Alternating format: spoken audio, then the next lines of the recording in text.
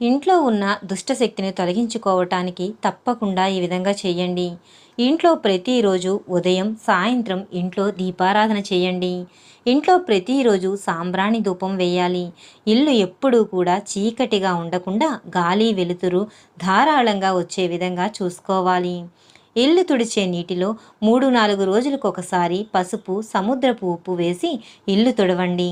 ఇంట్లో వాడని పుస్తకాలు, దుస్తులు, వస్తువులు వంటి వాటిని వదులుచుకోండి. ఇంట్లో అప్పుడప్పుడు ఉప్పు దీపం వెలిగిస్తూ ఉండండి.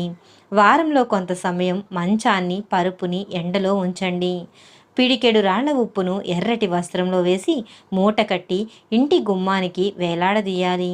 మంగళవారం, అమావాస్య రోజుల్లో చేస్తే చాలా మంచిది. ఇంట్లో అప్పుడప్పుడు పచ్చకర్పూరం, లవంగాలు వేసి కాల్చాలి.